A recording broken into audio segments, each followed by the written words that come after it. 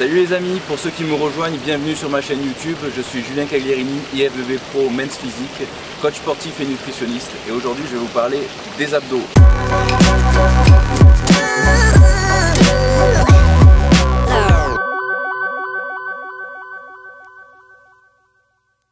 Les abdos ne se composent pas comme certains peuvent le penser par les abdos du haut, les abdos du bas, les abdos du milieu. Non, c'est vraiment là le grand droit.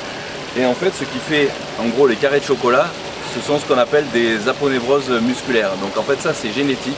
Donc la forme dépend de la génétique. C'est pour ça que certains ont les abdos légèrement en décalé, d'autres non, d'autres on les voit un peu moins, d'autres plus.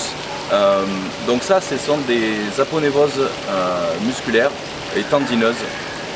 Et donc ça varie d'un individu à l'autre et c'est génétique. Mais on a un seul grand muscle, le grand droit ici. Ensuite on a les obliques, donc que vous pouvez voir plus ici. Et ensuite on a le transverse, donc qui entoure à l'intérieur. Donc voilà, c'est vraiment ces trois gros groupes musculaires donc, qui composent en gros ce qu'on appelle les abdominaux.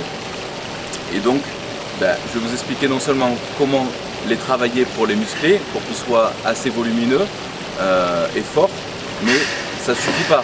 Parce que si vous avez une couche de gras comme ça, vous aurez beau avoir des abdos en béton dessous armés, vous les verrez jamais. Donc en gros, il faut que vous soyez en dessous de 10% de graisse, de matière grasse, pour pouvoir voir vos abdominaux. Donc au-dessus, ça va être assez difficile de les voir visibles. Et donc, qu'est-ce qu'il faut ? Il ne faut pas faire des tonnes et des tonnes et des tonnes d'abdominaux comme vous pouvez le voir dans pas mal de bouquins ou de vidéos ou ce genre de choses. Mais donc ça servira à rien. Il faut les travailler comme des autres groupes musculaires, sauf qu'ils sont un peu plus endurants. Donc on peut les travailler un jour sur deux. Mais il ne faut pas non plus les surentraîner si on veut du volume pour nos abdominaux. Et par contre, il va falloir être sévère sur la diète. Et donc là, il va falloir être en déficit calorique pour pouvoir brûler des graisses et pour qu'enfin on ait une couche de gras au niveau des abdos le minimum possible pour les voir apparaître.